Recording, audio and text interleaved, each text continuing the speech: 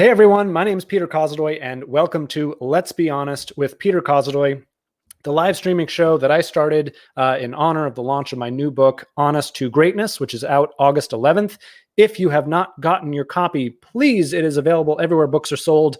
If you are anything like me, then you really understand that the world needs to be more honest. Now, today I have an extremely special guest, the most connected, and he's also a very collected kind of guy, millennial on Earth. His name is Jared Kleinert. Jared, thank you for being here today, man. How you doing?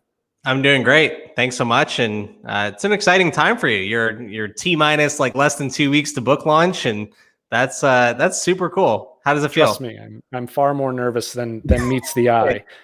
So Jared, this is there. Yeah, exactly. Well, that's the thing about writing a book about honesty is you get to be honest. Speaking of Jared, in 3 minutes or less, please tell everyone out there who you are, what you do, and what inspires you. Yeah, so I started my first business at 15 and tried another one at 16. I successfully started and then spectacularly failed my first two companies, if we're being honest. I come from a family of entrepreneurs, so can't deny that I had great models to look at, but also wasn't entitled to anything. My parents didn't succeed with their businesses, so there is that reality too. But they became cool entrepreneurs. I wanted to start a business that would be successful in the future, so I got started early. Ended up working at two VC-backed startups as an unpaid intern, and then got on payroll with one of them called 15Five. They're in the employee engagement culture management space. Was one of their first 10 employees. They've now grown to over 200. And I was learning directly under the most connected man you don't know in Silicon Valley, who's the CEO there, according to Forbes. And yeah, just took my time at 15Five working for this high growth tech company. Left, ended up starting my own marketing consulting firm. First client was Keith Ferrazzi, wrote the book Never Eat Alone, sort of the book on networking and relationship building.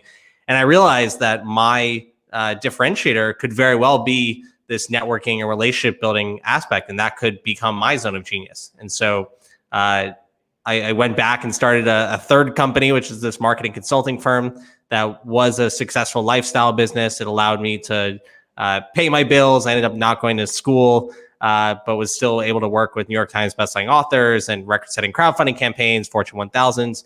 Do all that while I was getting my first book out into the world. Signed a book deal with a major publisher when I was 18. Had my first book come out when I was 19. Did a couple TEDx talks, a TED talk. So I took this like speaker, author, consultant turn from the startup world. I eventually want to go back into the startup world, but super happy where I'm at now, which is sort of the culmination of studying the world's smartest, most talented millennials through the books, helping entrepreneurs and especially visionaries like these thought leader types to grow their businesses and get their ideas out into the world. And we have Meeting in the Minds now, which is a high-end mastermind group that meets quarterly in places like Napa Valley, Bermuda, etc. We have a monthly event series virtually as well. And now we're doing our summits quarterly via Zoom also. And we're just helping them solve pressing problems in their company, capitalize on exciting new opportunities, and do so together because we're all better together. And yeah, it's super exciting. It's a really fun business to run. I get to meet fascinating people like yourself, and who knows, that may lead to another book in the future. It may lead to different startups that spin out as a result of working with these visionary entrepreneurs. We'll see. I love that. And flattery will get you everywhere, by the way. So thank you for the compliment. But so Jared, you and I have met in person. We've talked for quite a few times over years. And for anyone listening who's thinking to themselves, like, this sounds like the busiest human in the world who has his fingers in like 18 pies, I can assure everyone that that is exactly what Jared Kleinert has going on. And it's awesome. And by the way, he understands, as I understand, everyone should understand, that it's other people that give us our next moves. And the more connected we are, the better off we'll be. Am I right? Yeah, totally. So Jared, take me back to a time in your career where you've had to get brutally honest with yourself as a leader. Tell us that quick story and what happened next. Yeah, I think it's when you're looking at some of these early companies that I looked to start, and you spend 6 months, you spend thousands of dollars or tens of thousands of dollars, like trying to get something off the ground.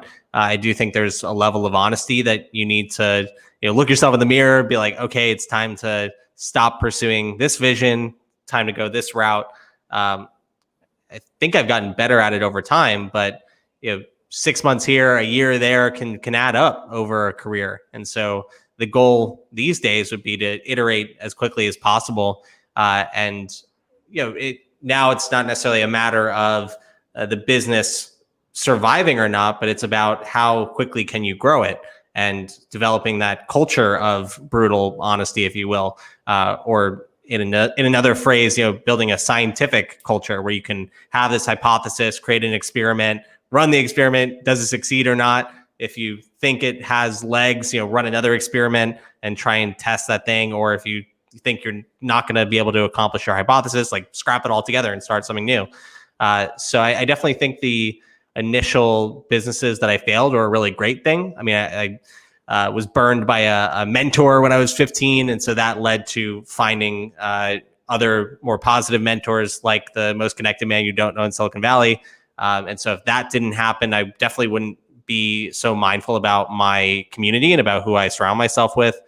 And then I also wouldn't be looking to, I guess, create small experiments with marketing, with new products or services and building on that. I probably would just be spinning my wheels, starting new companies, and then 2 years later having to fold it when like the world's passing us by every single day. So was that failure actually turned into the catalyst?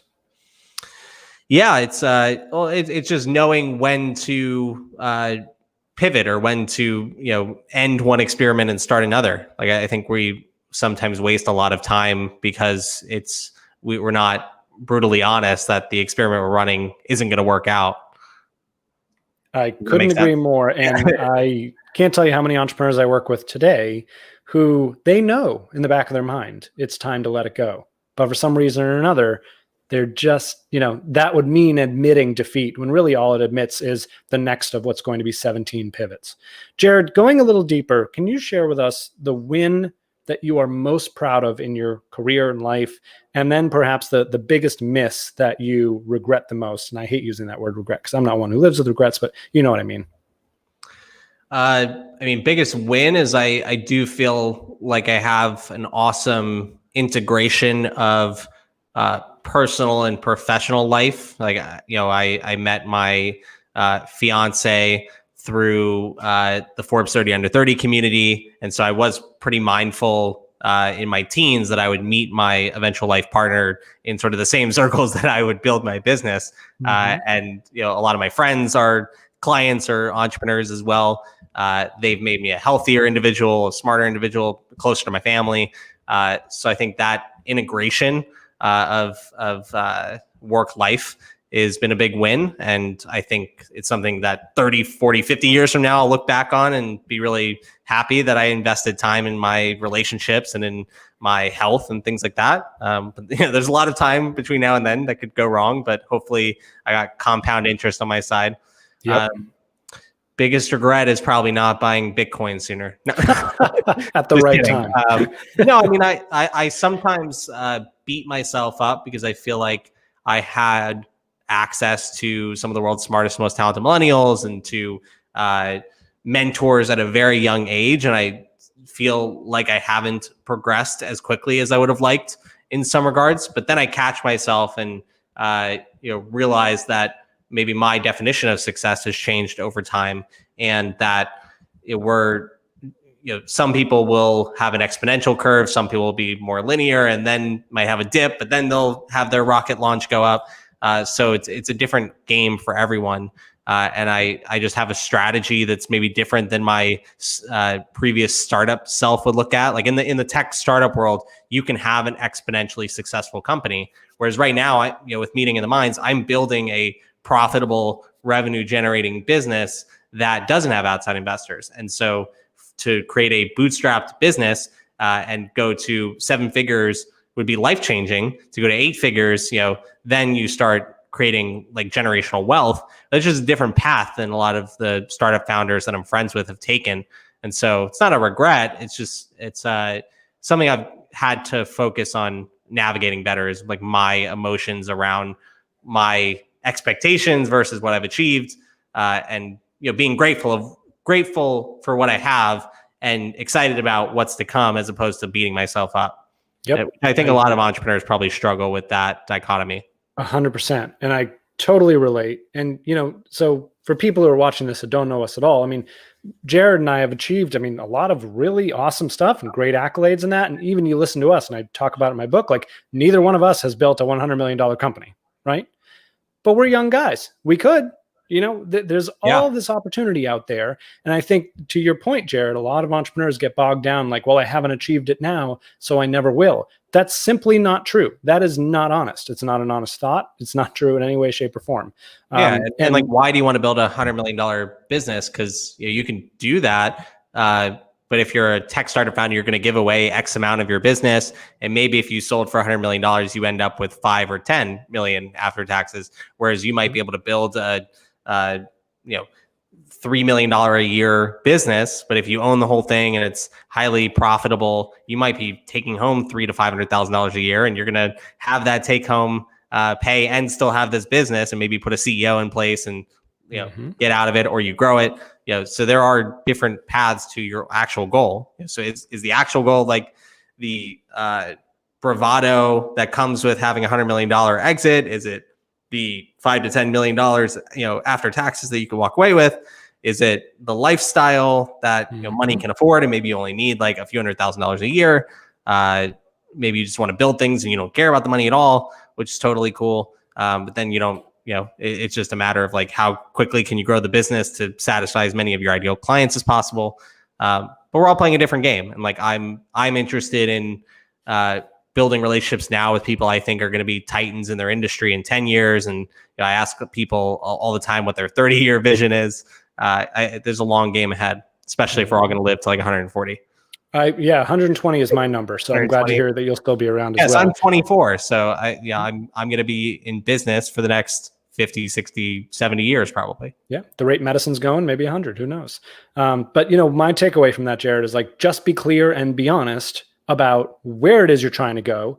And I would add to that, recognize where ego is leading you versus like fulfillment and actual happiness. Because in my experience, they can sometimes be two different things.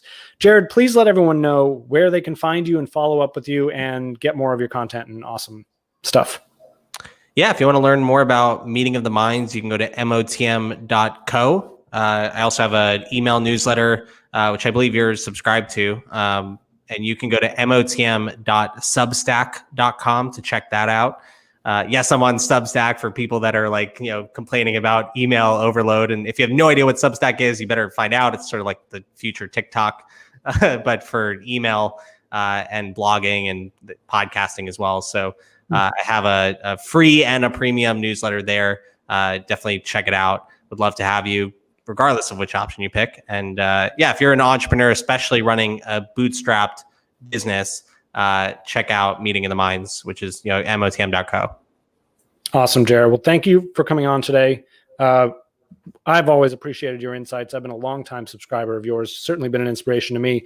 Folks, if you've enjoyed the conversation today, if you're getting to understand how honesty plays into success and all the ways Jared and I talked about it, go ahead and pick up your copy of Honest to Greatness. It's on sale now and launches August 11th.